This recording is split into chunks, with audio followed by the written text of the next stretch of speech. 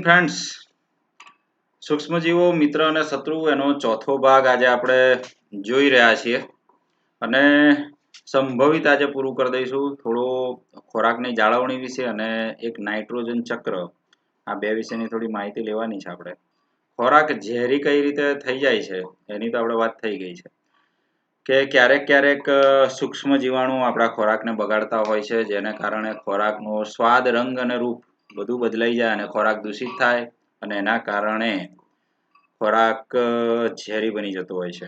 બરાબર છે.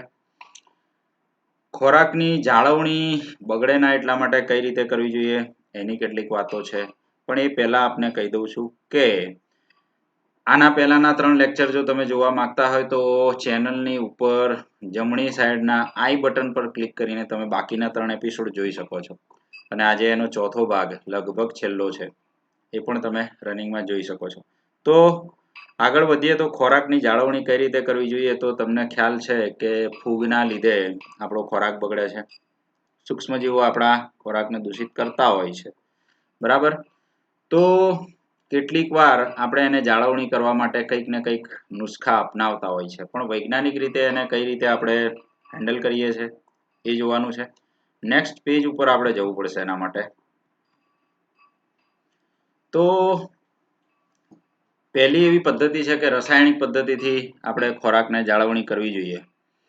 તો રાસાયણિક પદ્ધતિ કઈ છે? તો જે રાસાયણિક પદ્ધતિ સૂક્ષ્મજીવોની વૃદ્ધિ અટકાવે, તો ઘણીવાર આપણે મીઠું છે, તેલ છે, એવા ખાદ્ય પદાર્થોથી જાળવીએ છીએ, પણ જે પદાર્થોથી આપણે જાળવીએ છીએ એ બધા પ્રિઝર્વેટિવ કહેવાય છે. શું કહેવાય છે? જાળવણીકારક પદાર્થો, પ્રિઝર્વેટિવ કહેવાય છે. બરાબર. દાખલા તરીકે અથાણું બનાવવા આપણે તમે મીઠાનો ઉપયોગ કરો છો. બરાબર. એસિડ પ્રિઝર્વેટિવ ઉપયોગ સૂક્ષ્મજીવોનું આક્રમણ અટકાવવા માટે થાય છે. પછી બીજું એક એવું રસાયણ છે સોડિયમ બેન્ઝોએટ. ત્રીજું એક રસાયણ છે સોડિયમ મેટાબાયસલ્ફાઇટ. આ બધા જાણીતા પ્રિઝર્વેટિવ છે અને એના લીધે આપણે ફળો છે, ફળોનો રસ છે, પછી અથાણા છે, એ બધું આપણે શું કહેવાય, રસાયણોના કારણે અને આપણે જે ઉપયોગ કરીએ છીએ એનાથી એ જાળવણી થાય છે અને સૂક્ષ્મજીવો આવતા નથી. બરાબર છે. મીઠા દ્વારા કઈ રીતે જાળવણી થાય? જો મીઠું છે એ માત્ર નામનું મીઠું છે, શબ્દ મીઠું છે, બાકી એ સૌથી ખતરનાક તત્વ છે. તમે એનો વધારે પડતો ઉપયોગ થાય અથવા તો માણસો પણ એનો વધારે પડતો જમવામાં ઉપયોગ કરે તો માણસનું મૃત્યુ પણ થઈ શકે. બરાબર. મીઠાને માફકસરનું જ ખવાય. એ કઈ રીતે જાળવણી કરે છે? દાખલા તરીકે જે માંસ, મટન, મચ્છી એવા બધા જે નોનવેજ આઇટમો છે, એ પદાર્થોને જાળવણી કરવા માટે કાં તો બરફનો ઉપયોગ થાય અથવા તો ઠંડુ રાખવું પડે. બરાબર છે. અથવા તો પછી મીઠામાં જો એને રાખવામાં આવે તો એ બગડતું નથી, બાકી એ તરત બગડી જાય. બરાબર છે. એટલે સૂકા મીઠાથી એને ઢાંકી દેવામાં આવે તો આ જે માંસ, મટન, મચ્છી એ બધું જાળવી શકાય. પછી ઘણીવાર તમને ખબર છે કે કેરીના આંબોળિયા બનાવ્યા હોય, આમળાની જે કટકી બનાવીએ છીએ, એ બધાને શું કરવું પડે છે? આપણે મીઠાના પાણીમાં પલાળીએ છીએ, પછી મીઠાનો ઉપયોગ કરીએ છીએ અને એને લાંબા સમય સુધી આપણે જાળવીએ છીએ. તો આ મીઠું પણ એક પ્રકારનું પ્રિઝર્વેટિવ છે. બરાબર છે. અને ખોરાક જાળવવામાં આપણને મદદ કરે છે. પછી આવે છે શર્કરા. શર્કરાની જાળવણી શેમાં થાય છે? શર્કરા એટલે એક પ્રકારનું સુગર. એ પ્રિઝર્વેશન છે, સુગરથી થાય છે. દાખલા તરીકે જામ છે, જેલી છે, એ બધા ગળ્યા પદાર્થો છે અને બગડતા નથી. આટલી ડબ્બીમાં પેક કરેલા તમને આપવામાં આવે છે તો એ બધા બગડતા નથી. તો એ શર્કરામાં ભેજનું પ્રમાણ એ ઘટાડે છે અને એના લીધે શું થાય છે કે જે બેક્ટેરિયા છે એ વૃદ્ધિનું નિયંત્રણ કરે છે અને બેક્ટેરિયા આવતા નથી. માટે આવી બધી વસ્તુઓ છે એ શર્કરાથી આપણે સુગરથી એને જાળવીએ છીએ. બરાબર છે. પછી તેલ અને વિનેગર, એનાથી પણ આપણે જાળવણી થાય છે. તો એનીથી કઈ રીતે જાળવણી થાય? તો તેલ તમને ખબર છે કે આપણે અથાણું બનાવીએ છીએ તો અથાણાના જે નાના નાના કટકા છે અથવા તો આપણે જેનો છૂંદો બનાવે છે એને એ તેલમાં ડુબાડી રાખવામાં આવે છે. એને લીધે એના ઉપર ફૂગ લાગતી નથી અને એ બગડતા નથી. તો તેલ આવી રીતે બગાડ અટકાવે છે. બરાબર. અને એની હાજરી હોય તો બેક્ટેરિયા મરી જાય છે અને ફૂગ લાગતી નથી. તો શાકભાજી છે, ફળ છે, પછી માછલી તથા માંસ, આ બધામાં પણ તેલ અને વિનેગરનો ઉપયોગ થાય છે. બીજી સાદા પ્રયોગો છે એક, એ આપણે ઘરે ઉપયોગ કરીએ છીએ. દાખલા તરીકે દૂધને આપણે ગરમ કરીએ છીએ, સવારે ગરમ કરીએ ને સાંજે ગરમ કરીએ. 2 થી 3 વાર ગરમ કરવાથી કોઈ પણ પ્રકારના પ્રિઝર્વેટિવ વગર આપણે દૂધની જાળવણી કરી શકીએ, કારણ કે તમને ખબર છે કે દૂધને ગરમ કરવાથી, કોઈ પણ વસ્તુને ગરમ કરવાથી એમાં સૂક્ષ્મ જીવોનો નાશ પામે છે, મરી જાય છે, બરાબર, નષ્ટ થઈ જાય છે. તો આવી રીતે ગરમ કરવાનું. દૂધ ગરમ કરીએ તો એ દૂધ લાંબા સમય સુધી આપણે બગડતું નથી. બીજું એક છે કે એને ઠંડુ રાખવું પડે, કાં તો ગરમ અથવા તો બિલકુલ ઠંડુ. બિલકુલ ઠંડુ કઈ રીતે રહે? તો રેફ્રિજરેટરમાં અત્યારે આપણે ઉપયોગ કરીએ છીએ, રેફ્રિજરેટરમાં એ બધું મૂકીએ છીએ તો બિલકુલ નીચા તાપમાને પણ આવા સૂક્ષ્મ જીવોનો વધારો થતો નથી, તો એમાં પણ બગડતા નથી, બરાબર. આવી રીતે બે પ્રકાર છે. તો બીજી એક બાબત એવી છે કે દૂધ, એના ઉપર, દૂધની થેલી ઉપર, બજારમાંથી તમે જે દૂધની થેલી લાવો છો એના ઉપર લખેલું હોય છે કે પેસ્ચ્યુરાઇઝ્ડ દૂધ. શું લખેલું હોય છે? પેસ્ચ્યુરાઇઝ્ડ દૂધ. તો આ પેસ્ચ્યુરાઇઝેશન શું છે? પેસ્ચ્યુરાઇઝ એટલે શું?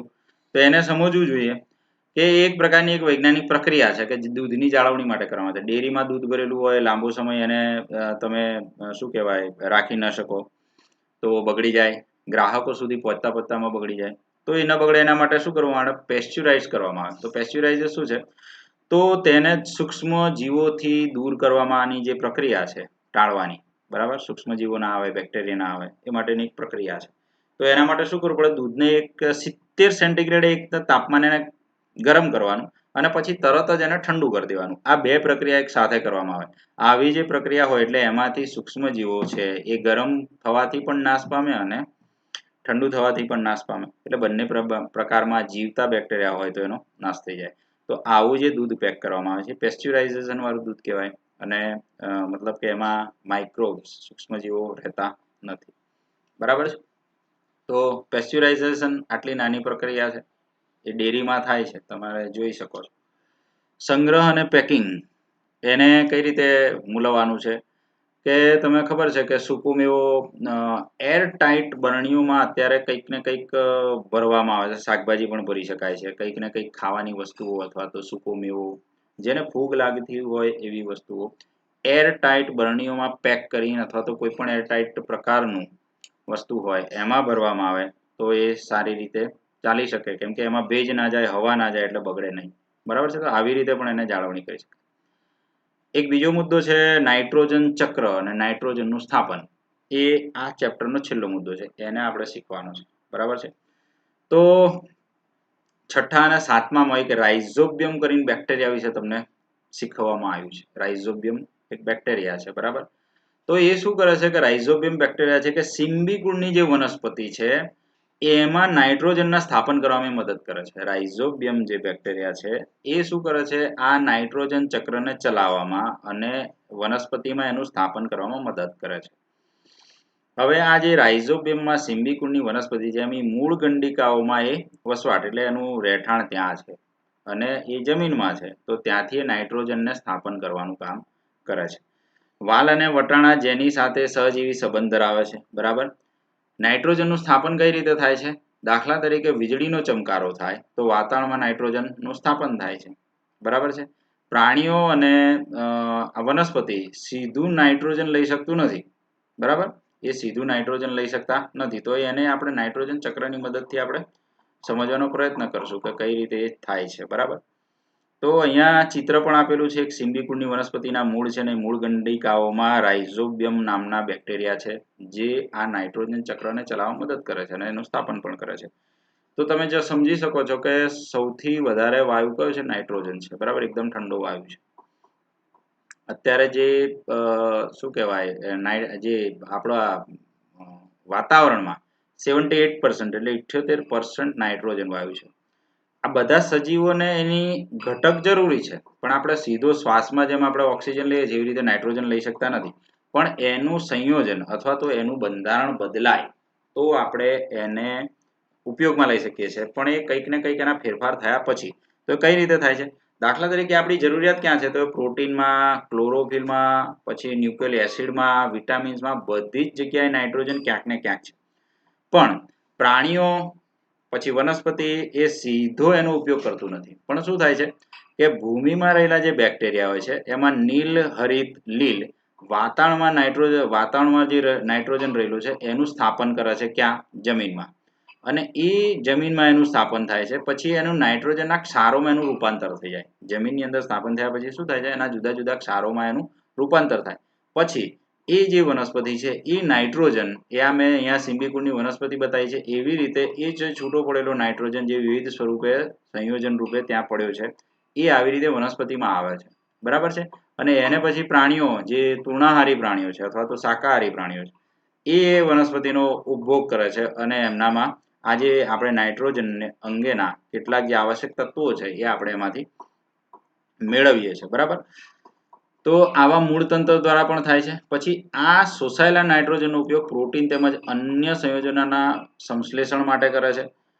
વનસ્પતિ પર જે આધાર રાખતા પ્રાણીઓ હોય એને આવી રીતે મેળવે છે. પછી કેટલીક વાર શું થાય છે કે વનસ્પતિનો જે કચરો છે, પ્રાણીઓ જે મૃત્યુ પામી ગયા છે એનું પણ શું થાય છે કે કેટલાક બેક્ટેરિયા અને સૂક્ષ્મજીવોના કારણે શું થઈ જાય, એનું વિઘટન થઈ જાય છે. એમ તમને આગળના ચેપ્ટરમાં આપણે વાત થઈ ગઈ છે, બરાબર છે. તો એ એમના ઉત્સર્ગ દ્રવ્યોના નાઇટ્રોજનનું સંયોજન થાય અને પછી પરિવર્તન થઈ જાય, બરાબર છે. તો નાઇટ્રોજનનું ત્યાં વિભાજન થઈ અને એ પણ વનસ્પતિ દ્વારા પાછું પુનઃ ઉપયોગમાં લેવાય, કેમ કે એ બધું જમીનમાં જ શોષાય છે, જમીનમાં જ પડ્યું છે પણ એનું વિઘટન થઈ ગયું છે. તો એ જે ત્યાં વનસ્પતિ ઉગે છે અથવા તો જે કાંઈ ઉગે છે એ એને ખેંચે છે અને એમાં પુનઃ એનો ઉપયોગ થાય છે. આ રીતે આખું બેક્ટેરિયા અને જે નાઇટ્રોજનનું સંયોજનનું જે ચક્ર છે એ સતત ચાલ્યા કરતું હોય છે, બરાબર છે. અને આવી રીતે કેટલીક વાર શું થાય છે કે કેટલાક બેક્ટેરિયા હોય છે એ આવા નાઇટ્રોજનને છૂટો પણ પાડે છે, જે આ કચરામાં સ્થાપિત થતું હોય છે અને કેટલું છૂટું પણ પડતું હોય છે. તો આવી રીતે નાઇટ્રોજનનું ચક્ર સતત ચાલ્યા કરે છે. અહીંયા એ નાઇટ્રોજન ચક્રની પણ મેં જે બાબત તમને બોલીને સમજાવી છે એટલી જ બાબતો અહીંયા પણ આપેલી જ છે, બરાબર છે. અને તમે એનો અભ્યાસ કરશો તો તમને વધારે ખ્યાલ આવે એવું છે. નેક્સ્ટ પેજ ઉપર જઈએ છે. ચેપ્ટર અહીંયા પૂરું થઈ ગયું છે, પણ આપણે આ ચેપ્ટરમાં શું શું શીખ્યા એ ઝડપથી એકવાર નજર કરી લઈએ. આપણા જોડે 2 કે 3 મિનિટ જેટલો સમય છે. તો સૌ પ્રથમ એવું છે, પણ સાથે ખાસ એક વાત તમને ફરી વાર એક બતાવીએ છે કે આઈ બટન પર ક્લિક કરીને તમે બાકીના 3 એપિસોડ આમાં જોઈ શકો છો અને એક સાથે આખું ચેપ્ટર પણ પૂરું કરી શકો છો, બરાબર છે. તો સૂક્ષ્મજીવો જે અત્યંત સૂક્ષ્મ હોવાથી તે નરી આંખે જોઈ શકાતા નથી. બીજું, બર્ફીલા વાતાવરણના એ ઝરણાઓમાં પછી કાદવવાળી જગ્યાઓમાં એ ક્યાંક ને ક્યાંક આપણને જોવા મળે છે. સૂક્ષ્મજીવો હવા, પાણી, ભૂમિ અને વનસ્પતિના શરીરમાં, પ્રાણીઓમાં બધામાં જોવા મળે છે. ઇવન આપણામાં પણ હોય છે. એકકોષી અને બહુકોષી એમ બંનેમાં હોય છે. અમીબા ને એવા છે એ બધા એકકોષી છે. બેક્ટેરિયા, ફૂગ, પ્રજીવ, લીલ આ બધા સૂક્ષ્મજીવોના પ્રકાર છે, બરાબર છે. વાયરસ થોડોક અલગ વસ્તુ છે, તેઓથી અલગ છે. વાયરસ થોડો અઘરો પણ છે, બરાબર. પણ એનો ઉપયોગ એનો પણ પ્રકાર શેમાં આવે છે? સૂક્ષ્મજીવોમાં જ આવે છે. તો આટલા એના પ્રકાર પણ છે જે આપણે આગળ શીખી ગયા છે. બેક્ટેરિયા, ફૂગ, પ્રજીવ, લીલ અને વાયરસ, ઠીક છે. વાયરસ અન્ય સૂક્ષ્મની જેમ અલગ છે, પણ યજમાન જેવા કે બેક્ટેરિયા પ્રાણીકોષની અંદર અને અંદર જ પ્રજનન કરતા હોય છે, બરાબર છે. કેટલાક સૂક્ષ્મજીવો ઔષધ તેમજ આલ્કોહોલિક વ્યાપારિક ઉત્પાદનમાં મેં તમને એના ઉપયોગ બતાવ્યા હતા એવા ઉપયોગમાં પણ છે. કેટલાક સૂક્ષ્મજીવો જૈવિક કચરા જેવા કે મૃત વનસ્પતિ તેમજ પ્રાણી કચરાને વિઘટન કરીને સરળ પદાર્થોમાં રૂપાંતર કરે છે તથા વાતાવરણને શુદ્ધ બનાવે છે. એટલે વાતાવરણની શુદ્ધિમાં પણ ઉપયોગી છે. પ્રજીવ છે, ઝાડા અને મેલેરિયા જેવા રોગ પણ ફેલાવે છે. સિમ્બીકુળની વનસ્પતિ જે છે એ વાતાવરણમાંથી નાઇટ્રોજનમાં ભૂમિનું સ્થાપન કરવામાં કામ કરે છે અને ભૂમિની ફળદ્રુપતામાં વધારો થાય છે. પછી જમીનમાં રહેલા નાઇટ્રોજનના સંયોજન નાઇટ્રોજન વાયુમાં રૂપાંતર કરી તેને વાતાવરણમાં મુક્ત કરે છે. આવી રીતે કેટલાક સૂક્ષ્મજીવો છે, આપણા મિત્ર પણ છે અને શત્રુ પણ છે. આ ચેપ્ટરમાં આપણે આટલું જ છે અને અહીંયા આપણું ચેપ્ટર પૂરું થાય છે. નવો એપિસોડ લગભગ આપણે ધોરણ 6, 7, 8માં અંગ્રેજીમાં એક ચેપ્ટર લેવાના છીએ. તો ત્યાં સુધી આપણે આનો અભ્યાસ ચાલુ રાખીશું. તો આટલું જ અત્યારે. આભાર.